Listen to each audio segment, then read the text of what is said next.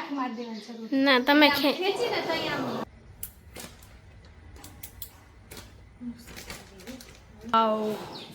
Very nice,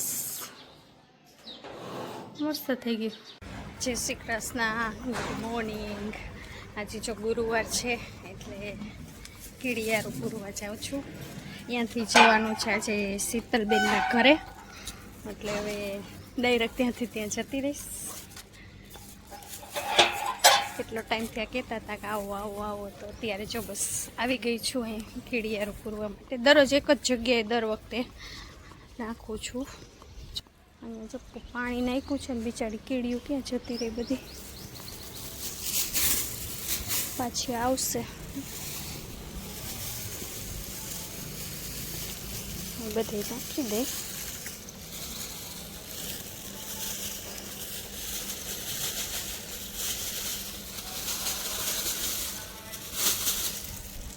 કીડીયું હોય છે, પાણી પાયું હતું ને એટલે જાય કીડીઓના દર ઓલા થઈ ગયા છે. થોડી થોડી છે તો ખરી હજી.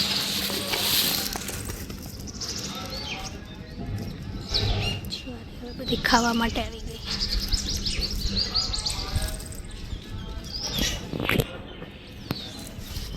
ગાય એને એમ કે કંઈક ખાવાનું છે પણ નથી, એના માટે કાંઈ આજે લાવી. ચાલો હવે અહીંથી ડાયરેક્ટ આપણે જતા રહીશું. 25 મિનિટ થાય એની ઘરે પહોંચતા, ચાલીને જવાનું છે. તો નીકળી જાઓ. અત્યારે વાગ્યા છે 9, તડકો ઓછો છે ત્યાં પહોંચી જાય, અને સાંજે તડકો ઓછો થાય ત્યાં આવવાનો. એટલે બસ જો ચાલતી થઈ ગઈ છે. આમાં ગાર્ડન છે, જ્યાં બધા પ્રોગ્રામ છે ને અહીંયા જ થાય આ ગાર્ડનમાં જ. ગણેશ ઉત્સવ છે, પછી નવરાત્રિમાં કે કોઈ પણ કામ હોય ને ત્યાં બધા અહીંયા જ થાય. જ ગ્રીલ જારી કરી દીધી છે મસ્ત. ચાલો હવે આપણે નીકળશું અહીંથી. મેં છે ને અહીંયાથી જ બને દરરોજ સાંજે છે ને હું અહીંયા હાલવા આવું. આ જો આખો રોડ છે ને, અહીંયા સાંજે કોઈ ન હોય એટલે આ રોડ ઉપર જ હાલવાનું થાય. એટલે આ રોડ ઉપર દરરોજ નીકળું અહીંથી. હું ને ચાનુબેન બે હાલવાનું હોય એમાં બેને, એટલે અમે બે અહીંયા ટ્રાફિક ન હોય ને આમ શાંતિ હોય એટલે હાલવાની મજા આવે. સાંજે થોડીક વાર પેલી પાછળ બેન્ચ હતી ને એ બેન્ચ ઉપર વળી થોડીક વાર બેસી બે અને વળી થોડીક વાર હાલી. એવી રીતના કરતાં કરતાં પહોંચી જાય. 4 રાઉન્ડ મારી એમાં થોડીક વાર બેસી ત્યાં પછી છે.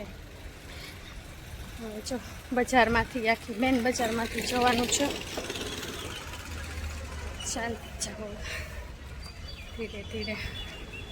કેટલા બધા તરબૂચ છે અહીંયા જો. અહીંયા છે ને ઉનાળો આવે ને એટલે આ તરબૂચ આવી જ ગયા હોય અહીંયા. ગમે ત્યારે રાતના 12-1 વાગે ગમે ત્યાં માંગો ને તો અહીંયા તરબૂચ મળે. 24 કલાકની ડ્યુટી છે.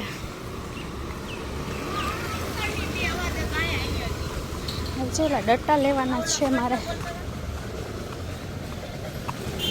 કેમ આપ્યા?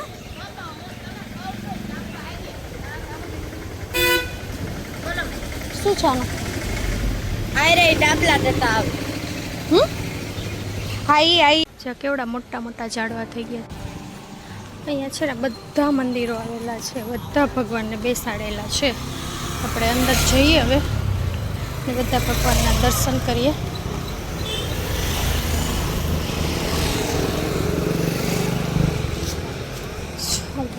ભોળિયાનાથનું મંદિર છે.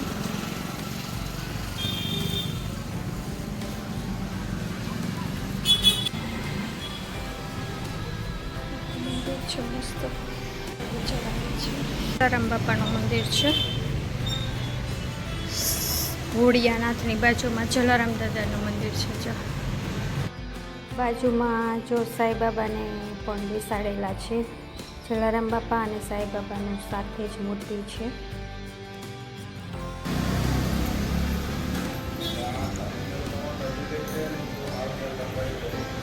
આ બળિયા દેવનું છે અહીંયા.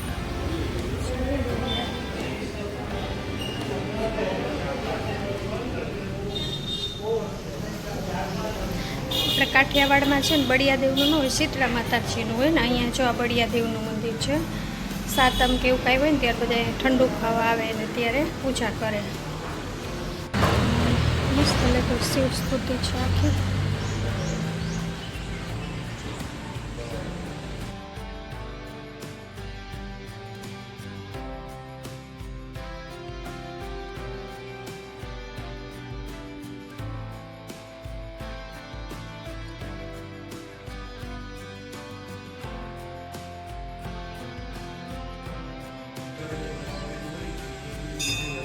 ગંગાજળનો અભિષેક કરે છે બે બાજુથી.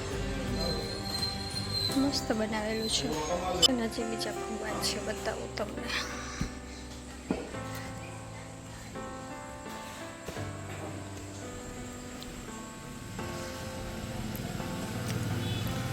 ગાયત્રી માતાનું છે મંદિર છે.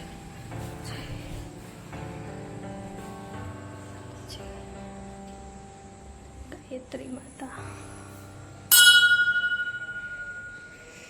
હીરાઈ માતા ને શીતળા માતા બધાને સાથે બેસાડ્યા છે. શનિદેવનું મંદિર છે. જય શનિદેવ.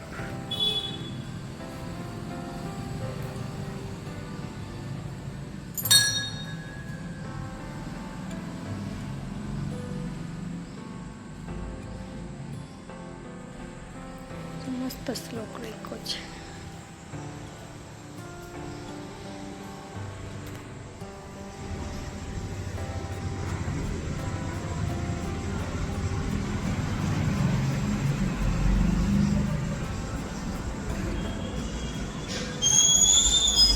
હનુમાનજીનું મંદિર છે. જીલે બનાવ્યો પડદો સરસ, જો ફોલ્ડિંગ વાળો. વેકેશનની એક્ટિવિટી. તાર રિઝલ્ટ શું એવું? તો કે ગામનું પૂછાય રિઝલ્ટ, પોતાનું કઈ કહેતો નથી મને. ઓને આટલું આવ્યું, નોને આટલું આવ્યું, મારે આટલું આવ્યું, એ તો ન બોલ્યો. 83 બસ.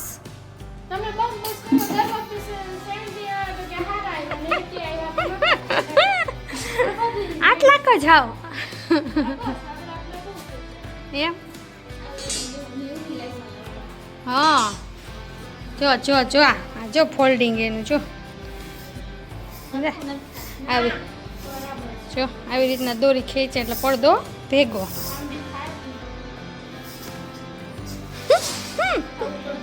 વાહ વાહ, વેરી ગુડ.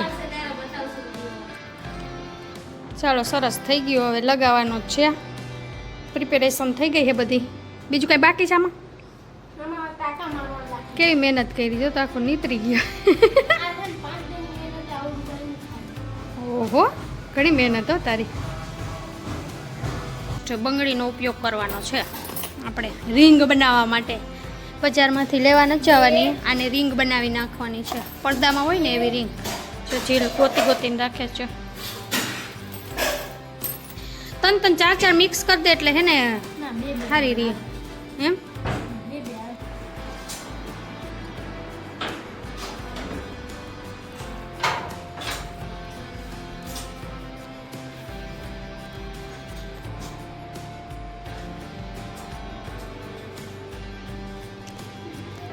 વાહ, મસ્ત થઈ ગયું.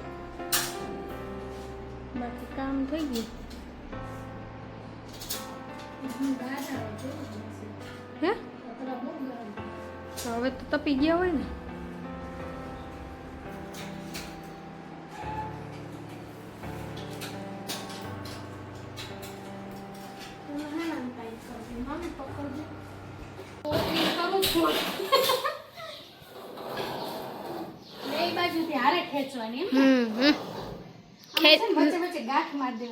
ના તમે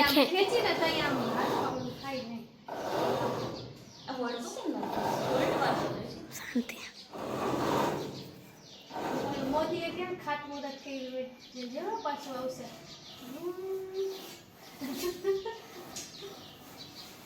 વાહ વાહ, વેરી ગુડ. અને આમ થોડું કામ ગોલ્ડ વાળીને કરતો ગોલ્ડ આમ થોડું કામ સળિયો વાત દો પેલા થાય હો. થયું હો.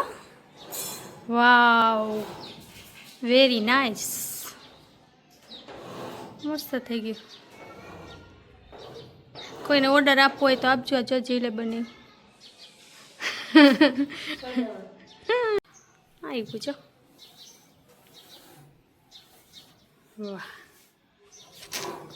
વેસ્ટમાંથી બેસ્ટ. છેલ્લા સ્ટેપે પહોંચી ગયો છે જીલ. હવે છેલ્લે આ બધી દોરીયું બાંધી, કે કલરફુલ દોરીયું જો, બધી લાલ ને લીલી, લીલી નથી કા, પીળી ને બ્લુ ને. હવે છેલ્લું ફિટિંગ કરી દઈએ પછી સીધું ટીંગાડી દેવાનું છે. બધે લગાવી દઈએ. નીચેથી ગળગળી દઈશું. આવી રીતના દોરીયું લગા.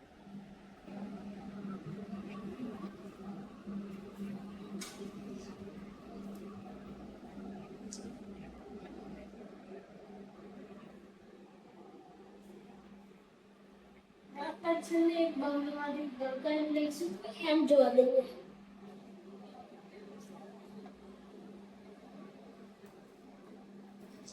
આને બધેથી હારી લાગશે કલરફુલ. લીલા કલરની નેટ ને એમાં રંગબેરંગી દોરીઓ. કલરફુલ પડદો બની રહ્યો છે.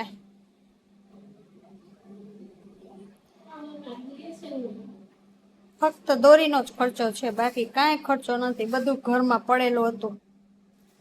જે ઉપયોગમાં નહોતા લેતા ને એનો ઉપયોગ કર્યો. જે ફેંકી દેવાનું હતું ને એમાંથી જીલે બનાવ્યું.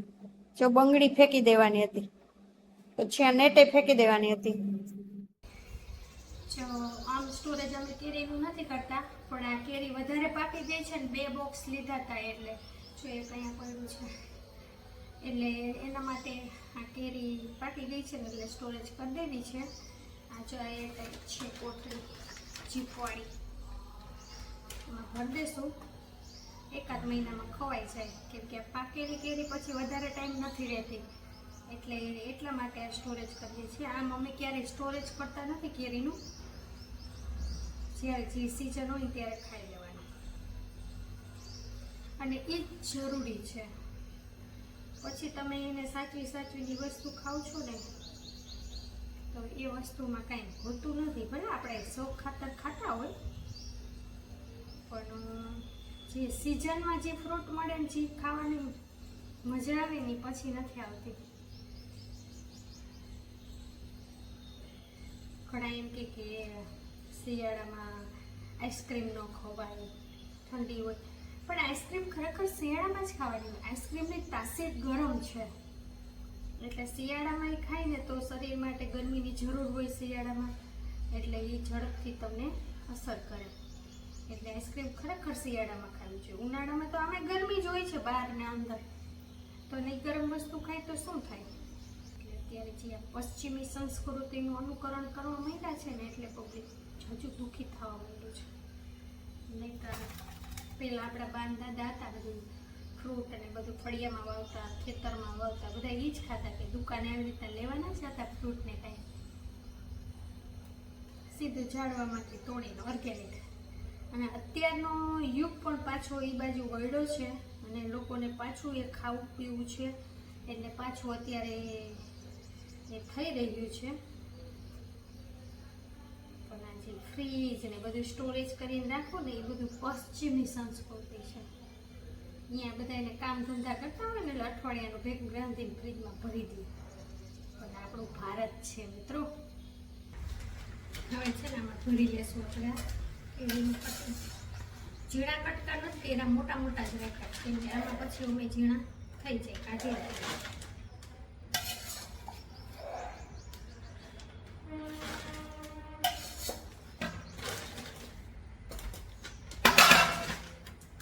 આટલી ભરાય.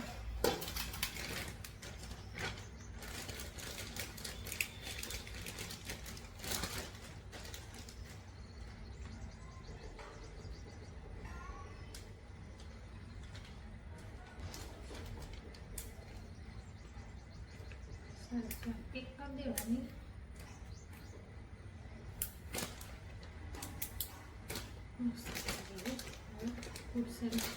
અંદરનો એર હતો એ બધું કાઢી નાખ્યો. સરસ રાખી અને ફ્રીજમાં મૂકી દેવાનું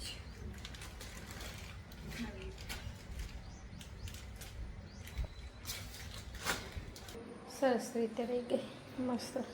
આમાં છે ને લીંબુ પાણી સ્ટોરેજ કર્યું છે. લીંબુ ઉનાળામાં બહુ મોંઘા હોય ને એટલે આ ભરીને નાખી દીધા છે. નાનો ફ્રીજ છે ને એટલે એકાદ મહિનો જ રખાય, વધારે અમે સ્ટોરેજ ન કરીએ.